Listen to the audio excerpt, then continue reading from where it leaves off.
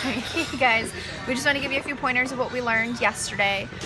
There were at least, 30 people on stage, and of those 30, I would say 27 of them mentioned the word consistency. And so that hit me really hard too, because every time, maybe I get into a funk or whatever it is and I slow down, and then when you try and pick that momentum back up, it's like you're restarting your business every single time. So it's just being consistent with our business. And then they mentioned the minimum disease. So this is, you're putting in the minimum effort, the minimum time, the minimum action to still get just that little bit of paycheck, so that, so you don't get fired, you haven't totally stopped, but you're also not fully committed. And we've all been there. I know I've totally been there, and just kind of got complacent in our where we were at. So that just goes again with the consistency, and does your activity reflect your goal? So, do you have that, do you want that 7-figure income with 10-cent habits? You can't expect that. You go to your 9 to 5 and you work 40 hours a week. Well, why do you think you can get away with just working 5 hours of it works and expect to make that income too? It just doesn't work that way. And like Tiff was saying yesterday, it's a lot of, work, and then get paid. Work, and then get paid. And then eventually it's pay. So you have to be consistent with your business. You have to put in that time. And, they said no one's benefiting from you playing small, which, again, being complacent in that, who's that helping? Is that helping you? Is that helping your kids? Is that helping your parents, your family? If that's who your goals are, to help them, playing small is benefiting no one. And then I really like this. So when you get to those pearly gates and you look God in the face, how are you going to tell him that you did not offer this opportunity to everybody who deserved it, or anybody that you came in contact with?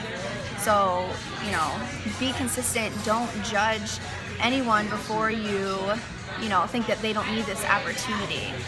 It's your responsibility to share it with the world. Hey guys, mine is about belief. So whenever we start, we always tell everybody, just believe it's gonna happen. Just trust me and believe, and it's gonna happen for you. Keep working, and it's gonna just show up for you. And people, she said, so when am I gonna get this belief? When is this belief just gonna show up? Is it gonna come in a box? I'm just gonna open it and bam, belief's here. And she said it doesn't work like that. We all know that it doesn't work like that. So it literally starts with having faith first. So you have faith, and then you do the money-making activities consistently over time, like Megan was saying, and over time that belief is going to show up. And then once you have the belief, so that consistency could be, having the faith in the product, because you're running your auto shipment and you're using the products and you have faith that, this is gonna happen. And that's, talking to people and learning and practicing, because the more we practice, the better that we're gonna get at it. And then, so you have your faith and you're using the products and you're being consistent and you're doing these money-making activities, and then belief's gonna show up at your door.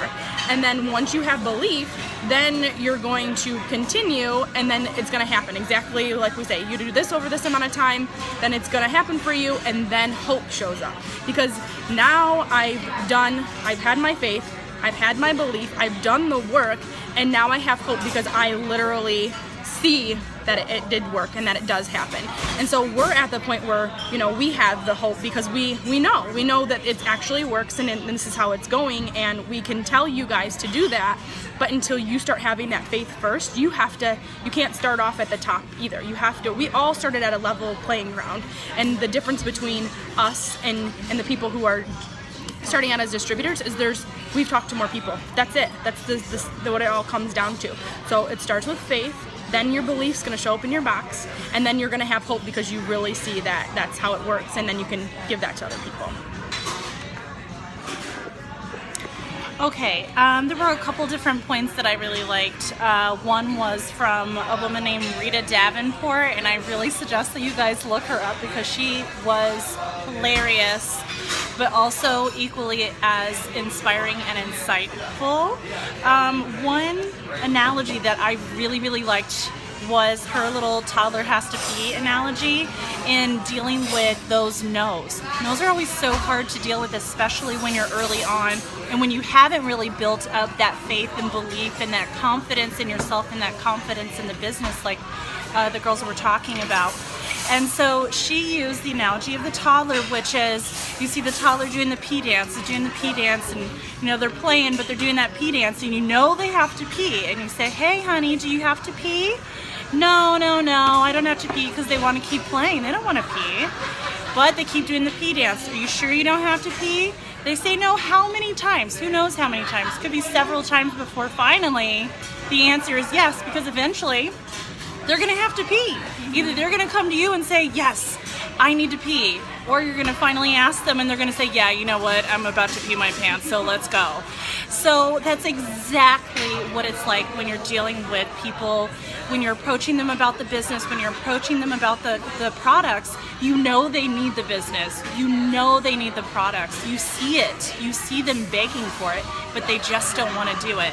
But if you stay consistent, like Meg was talking about, you make sure that you make it known that you're still doing this, you're still a person that they can come to for it, they're going to come to you eventually, or they'll finally say yes when you ask them.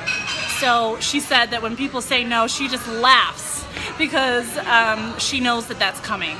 So just laugh when you get a no. Don't despair. Laugh, because it's coming. Those yeses will come.